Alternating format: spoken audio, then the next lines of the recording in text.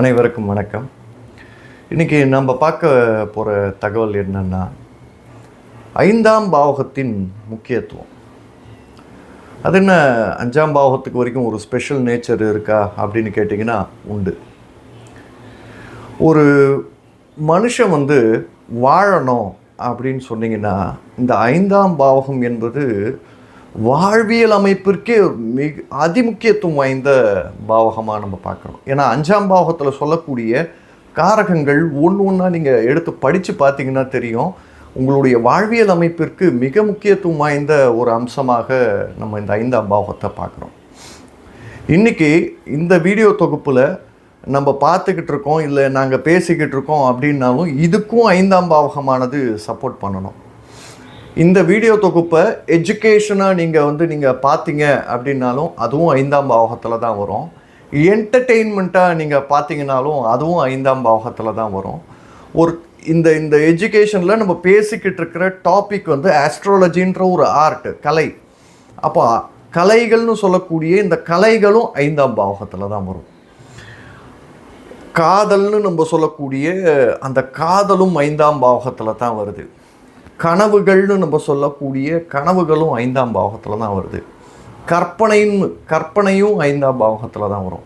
அப்போ காதல், கனவு, கற்பனை இது இல்லாமல் மானுடமானது வாழக்கூடிய அம்சமே நம்ம பார்க்க முடியாது. முக்கியமாக கேளிக்கைகள் என்டர்டெயின்மெண்ட் ஆஸ்பெக்ட்ஸாக நீங்கள் ஒரு ப்ரொஃபஷ்னலாக ஒரு மெட்டீரியலிஸ்டிக்கான வாழ்க்கையை நீங்கள் ஓட்டிக்கிட்டு இருக்கீங்க அப்படின்னா ஒரு அளவுக்கு மேலே உங்களுக்கு மனமகிழ்ச்சியே இல்லாமல் போயிடும். ஏன்னா இந்த மெட்டீரியலிஸ்டிக்காக ஓடுறப்போ அந்த 10ஆம் பாவகமானது பட்டம், பெயர், பதவி, புகழுக்காக ஓடக்கூடிய ஒரு பாவகம்னு நீங்கள் கருதி நீங்கள் அந்த நோக்கியே ஓடிக்கிட்டு இருக்கீங்கன்னா அதுக்கு நேர் 8ஆம் பாவமாக வரும் 5ஆம் பாவம். இது எல்லாத்தையுமே மிஸ் பண்ணுவோம். ஆனால் முக்கியமான விஷயம் என்னன்னு கேட்டிங்கன்னா, இந்த 5ஆம் பாவகத்தில் பதவியையும் தேடித்தரக்கூடிய அம்சமானது இருக்குது. ஏன்னா ஒரு தலைமை தாங்கணும் அப்படின்னா அவருக்கு சுய சிந்தனையானது இருக்கணும். அப்போ அந்த சிந்தனை சரியான வகையில் வைத்திருக்கக்கூடிய நபரால் மிகப்பெரிய ஆளுமையை வெளிப்படுத்த முடியும்ன்றது இயற்கை மீதி. 10ஆம் பாவம் வேணும் தான், ஆனால் 5ஆம் பாவம் சிந்திக்க தெரியாதவங்க ஒரு கமாண்டிங் ஒரு அத்தாரிட்டியாக இருக்கக்கூடிய சாத்தியக்கூறுகளானது ரொம்ப குறைவாக தான் நம்ம புரிஞ்சுக்கிறோம். அப்போது பட்டம், பெயர், பதவி, புகழ் கிடைக்கணும்னாலும் 5ஆம் பாவகமானது ரொம்ப ரொம்ப முக்கியமான பாவகமாக பார்க்குறோம். எல்லாருக்குமே தெரியும் 5ஆம் பாவகத்தை நீங்கள் புத்திரஸ்தானம்னு சொல்லுவீங்க. குழந்தை பேரை சொல்லக்கூடிய பாவகமும் 5 தான். பூர்வீகத்தை சொல்லக்கூடிய பாவகமும் 5 தான். நீங்கள் இன்னொரு ஆங்கிளில் பார்க்குறப்போ 9ஆம் பாக்கியத்திற்கு பாக்கியமாக வரக்கூடிய 9ஆம் பாவகத்திற்கு 9ஆம் பாவகமாக வரக்கூடிய பாவகமும் 5 தான். அதிர்ஷ்டத்திற்கே அந்த அதிர்ஷ்டத்தை அனுபவிக்கக்கூடிய, அதிர்ஷ்டத்தை ஏற்றுக்கொள்ளக்கூடிய, அதிர்ஷ்டத்தை கிரகிக்கக்கூடிய தன்மையை ஏற்படுத்தணும்னா நம்முடைய சிந்தனையை சரியாக வச்சுக்கணும், நம்ம மனசை சரியாக வச்சுக்கணும். மனமது செம்மையானால் மந்திரம் தேவையில்லை. மனசுக்கு ரொம்ப ரொம்ப முக்கியம். அப்படிப்பட்ட ஒரு மனதை வெளிப்படுத்தக்கூடிய பாவகமாக இந்த 5ஆம் பாவகமானது வரும். குழந்தைன்னு நம்ம சொல்கிறோம், குழந்தை பேரு அப்படின்னு நம்ம சொல்கிறதுக்கு இந்த பாவகமானது ஒரு காதல்னு நம்ம சொல்கிற அதே பாவகத்தில் தான் குழந்தை. ஒரு 5ஆம் பாவகம் குழந்தையை உருவாக்கக்கூடிய ஒரு பாவகம் அப்படின்றப்பவே உங்களுக்கு ஒரு கிளாரிட்டி கிடச்சிருக்கும். ஆர்ட் அப்படின்னு நம்ம சொல்கிறது, ஆர்ட்ன்றது ஒரு வழியாக ப்ராக்டிஸில் வர்றது. குழந்தைன்றது வம்சம் விருத்தின்னு நம்ம சொல்லக்கூடிய அமைப்பு. அதே மாதிரி மனம் அப்படின்றதும் பார்த்திங்கன்னா ஒரு கனெக்டிவிட்டியை உருவாக்குறது, ஒரு எமோஷ்னல் பாண்டிங்கை உருவாக்குறது. அதே மாதிரி உங்களுக்கு என்டர்டெயின்மெண்ட்டுன்றது நீங்கள் நாளடைவில் பேசிக்கிட்டு இருக்கிறது.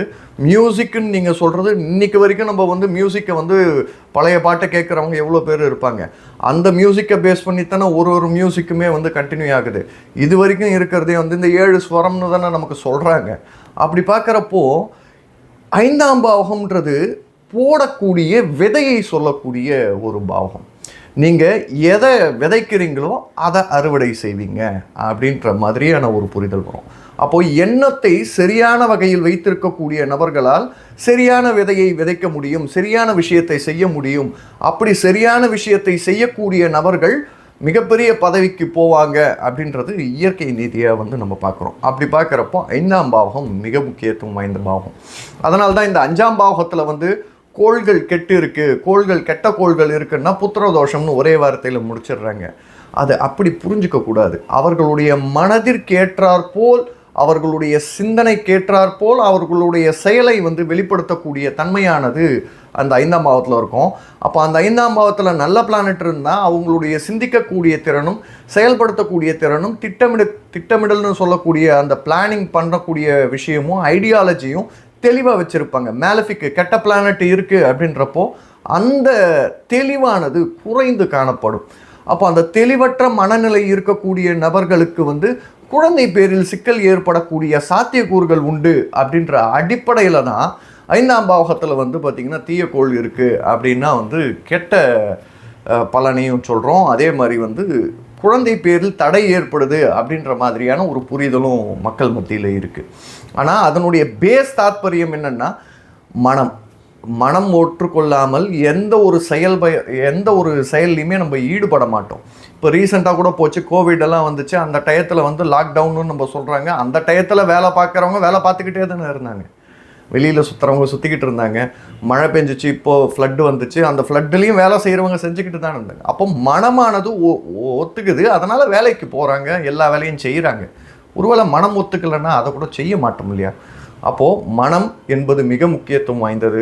5ஆம் பாவகம் என்பது ஒரு ஜோதிட சாத்திரத்தில் மிக மிக முக்கியத்துவம் வாய்ந்த பாவகம் 5ஆம் பாவகம். நம்முடைய மானுட வாழ்வியலிலேயே ரொம்ப முக்கியமான பாவகம்.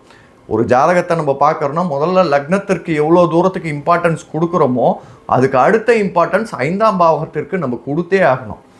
ஏன்னா 5ஆம் பாவகத்துக்கு உண்டான 12 பாவ பலன்னு நம்ம சொல்லியிருக்கோம்.